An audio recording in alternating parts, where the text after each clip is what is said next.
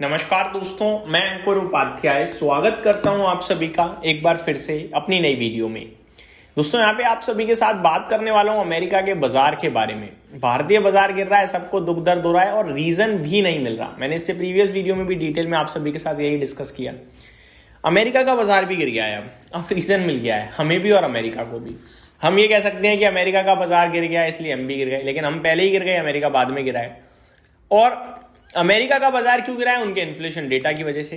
America नीचे आया है, रीजन है महंगाई का आंकड़ा जो कि अनुमान से ज्यादा आया है। पहले मैं आपके साथ शेयर करना चाहूंगा आंकड़ा, फिर चलेंगे ग्लोबल मार्केट्स की तरफ।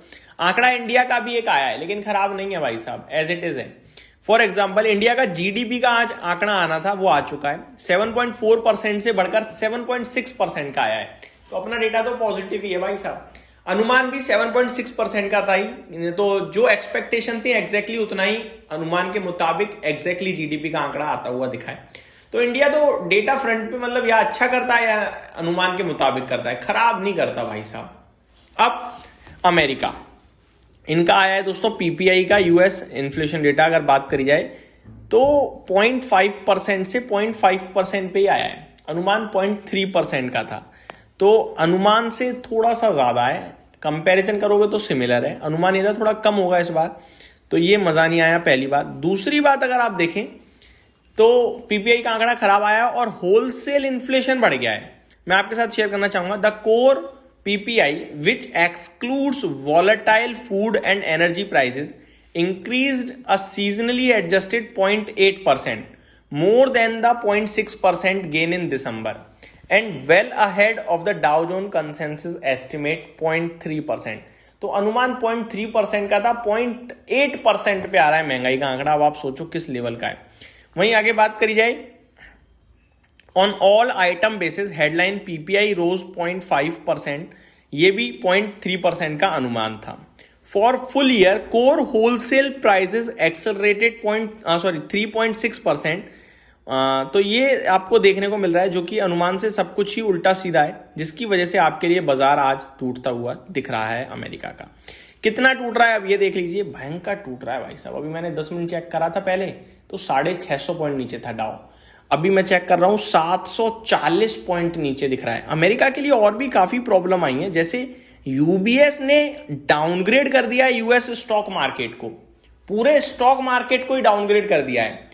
और यूएस का स्टॉक मार्केट खराब नहीं कर रहा, ये लाइफ हाई पे ट्रेड कर रहे हैं ऑलमोस्ट, उसके बावजूद इन्हें डाउनग्रेड किया यूबीएस ने। ये होता है अलर्ट साइन, ये होती है चिंता। ठीक है, इसके बारे में डिटेल में मैं आप सभी के साथ कल बात करूंगा, हालांकि अभी अपडेट शेयर करना चाहूंगा। तो डाउ कितना नीचे है? 750 पॉइंट, बड़ा क्रैक है दोस्तों। और ऐसा नहीं है इसका कोई ग्लोबल इंपैक्ट आ रहा है, अमेरिका की गिरावट अमेरिका तक ही रह गई है भाई साहब। नेस्डैक इंडेक्स 1% नीचे है, डाउ जोन्स 1.5% नीचे है, रसेल 2000 0.5% नीचे है, S&P 500 रसेल 2000 0.2% नीचे है, S&P 500 0.5% नीचे है।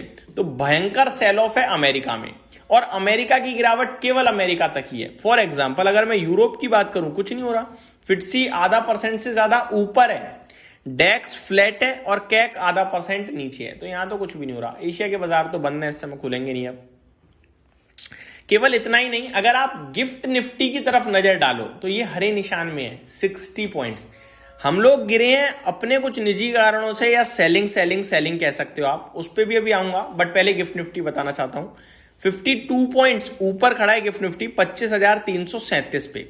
और अगर मैं एडीआर की बात करूं तो इन्फोसिस का एडीआर 3.25% नीचे है, विप्रो का एडीआर 2.5% नीचे इस समय आपके लिए ट्रेड करता हुआ दिख रहा है। अब बात करते हैं दोस्तों इंपॉर्टेंट चीज के बारे में जो मैं आप सभी के साथ डिस्कस करना चाह रहा हूं, और वो है हमने अमेरिका का बाजार देख लिया, पूरी तरीके से धराशायी पड़ा है। हमने भारतीय बाजार देख लिया, आज पहले ही टूट चुका है और अभी पॉजिटिव ही दिख रहा है, कोई दिक्कत नहीं दिख रही। आज हम लोग जो गिरे हैं उसमें रीजन है बड़ा एफआईडीआई का। अब एफआईडीआई का डेटा सुन लीजिए, आज हिल जाओगे भाई साहब। मतलब ये हो क्या रहा है इसमें, मुझे लगता है एडजस्टमेंट भी है काफी सारा, क्योंकि आज ब्लॉक डील भी हुई है।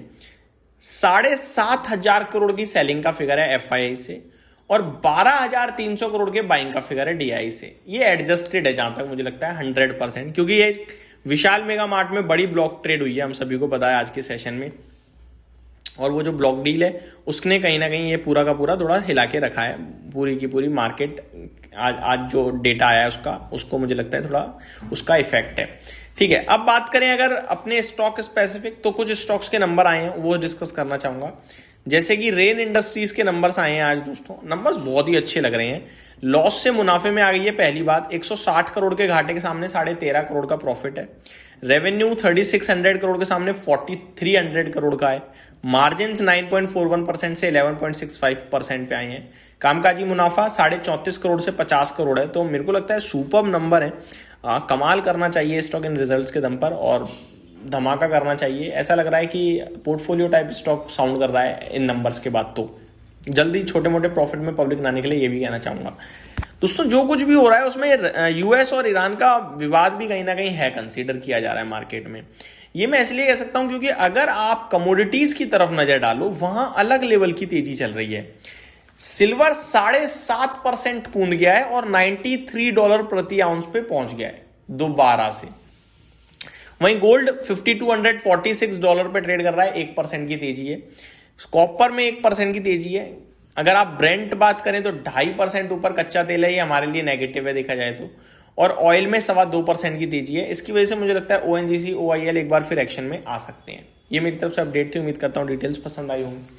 Thank you so much for watching this video, have a great day guys.